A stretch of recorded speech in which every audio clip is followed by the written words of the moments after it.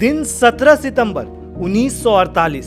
Operation पोलो और फिर भारत में एक राज्य का विलय। वो राज्य था हैदराबाद।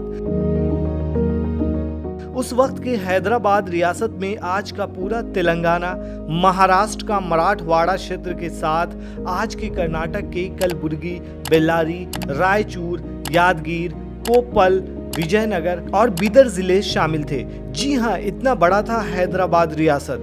क्षेत्रफल के लिहाज से तब हैदराबाद रियासत इंग्लैंड और स्कॉटलैंड के कुल भूभाग से कहीं ज्यादा बड़ी थी। चलिए आज आपको हैदराबाद मुक्ति दिवस के मौके पर हैदराबाद रियासत से जुड़े कुछ दिलचस्प बात बताते हैं। दरअसल ऑपरेशन पोलो के बाद 17 सितंबर 1948 को ये पूरा क्षेत्र निजाम के शासन से मुक्त हो गया था और भारत में शामिल कर लिया गया था। ऑपरेशन पोलो उस सैनिक अभियान को कहा जाता है जिसके बाद हैदराबाद रियासत भारतीय संघ में शामिल हुई।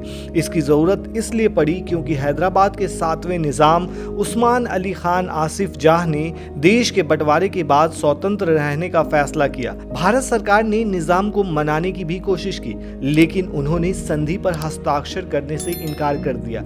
उसके बाद इसी ऑपरेशन पोलो के तहत सेना भेजी गई हैदराबाद में और हैदराबाद 17 सितंबर 1948 को भारतीय संघ में शामिल हो गया। अंग्रेजों के दिनों में भी हैदराबाद की अपनी सेना, रेल सेवा और डाक तार विभाग हुआ करता था। एक तरह से हैदराबाद भारत का सबसे बड़ा राजघराना था। क्षेत्रफल था 82,697 वर्ग मील। निजाम ने भरपूर कोशिश की कि उनकी रियासत किसी हालत में भारत में नहीं मिल पाए। वहीं भारत के प्रधानमंत्री नेहरू और माउंटबेटन इस पक्ष में थे कि पूरे मसले का हल शांतिपूर्ण ढंग से किया जाना चाहिए। सरदार पटेल इससे सहमत नहीं थे। उनका मानना था कि उस समय का हैदराबाद भारत के पेट में कैंसर के समान था, जिसे बर्दाश्त नहीं किया जा सकता। दरअसल सरदार पटेल को अंदाजा था कि हैदराबाद पूरी तरह से पाकिस्तान के कहने में था। और तो और हैदराबाद के निजाम ने अलग देश के तौर पर राष्ट्रमंडल का सदस्य बनने की भी इच्छा जाहिर की थी, जिसे सरकार ने ठुकरा दिया था। एक समय जब निजाम को लगा कि भारत हैदराबाद के विलय के लिए दृढ़ संकल्प है, तो उन्होंने ये पेशकश भी की थी। दरअसल उन्होंने हैदराबाद को एक स्वायत्त राज्य रखते हुए विदेशी मामलों, रक्षा और संचार की जिम्मेदारी भारत को सौंप दी जाए, ऐसा उन्होंने कहा था। उसी दौरान सरदार वल्लभ भाई पटेल ने भारतीय सेना के जनरल के करियप्पा को बुलाकर पूछा कि अगर हैदराबाद के मसले पर पाकिस्तान की तरफ से कोई सैनिक प्रतिक्रिया आती है तो क्या वो बिना किसी अतिरिक्त मदद के उस हालात से निपट पाएंगे। करियप्पा ने इसका एक शब्द में ही जवाब दिया, हाँ, और इसके बाद बैठक खत्म हो गई।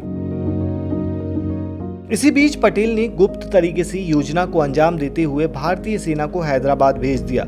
जब नेहरू और राम गोपालचारी को भारतीय सेना के हैदराबाद में प्रवेश कर जाने की सूचना दी गई तो वो चिंतित हो गए। पटेल ने घोषणा की कि भारतीय सेना हैदराबाद में घुस चुकी है, इसे रोकने के लिए अब कुछ नहीं किया जा सकता। दरअसल नेहरू की चिंता ये थी कि कहीं पाकिस्तान कोई जवाबी कार्रवाई न कर बैठे। भारतीय सेना की इस कार्रवाई को ऑपरेशन पोलो का नाम दिया गया, क्योंकि उस समय हैदराबाद में विश्व में सबसे ज्यादा 17 पोलो के मैदान थे। वहीं सबसे खास बात यह है कि भारतीय सेना की कार्रवाई हैदराबाद में 5 दिनों तक चली।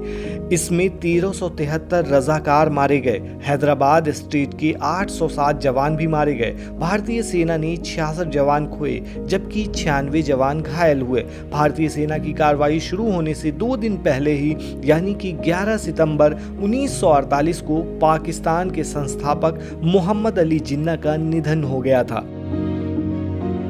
वहीं हैदराबाद की मुक्ति में भारत के प्रथम गृह मंत्री सरदार वल्लभ भाई पटेल का योगदान काफी अहम माना जाता है। उनके ऑपरेशन पोलो के तहत समय पर की गई कार्रवाई की वजह से ये सब संभव हुआ। तत्कालीन गृह मंत्री सरदार वल्लभ भाई पटेल ने हैदराबाद रियासत के भारतीय संघ में विलय के लिए पुलिसिया कार्रवाई का आदेश दिया था, जो अपने आप में एक बहुत जिम्मेदारी भरा काम था और बहुत बड़ा एक तरह से उन्होंने रिस्क लिया था, ऐसा भी माना जाता है, क्योंकि पाकिस्तान से हैदराबाद के ताल्लुक होने के कुछ गुप्त सूचना उन्हें भी मिली थी। भारतीय सेना ने निजाम शासन और उनकी निजी सेना के रजाकारों के खिलाफ 5 दिनों तक कार्रवाई की और फिर हैदराबाद का विलय भारत में हो गया।